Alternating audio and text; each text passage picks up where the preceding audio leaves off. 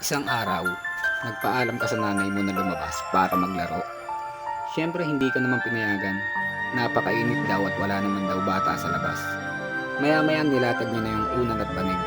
Pinapatulog ka. Kapag di ka daw natulog, wala ka daw merienda. Binabantayan niya pa yung pagtulog mo habang may hawak siyang pamalo.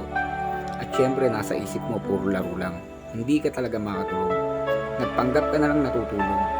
Dinidiin mo pa yung katawan mo sa banig para bumakat yung banig para kunwari nakatulog ka talaga.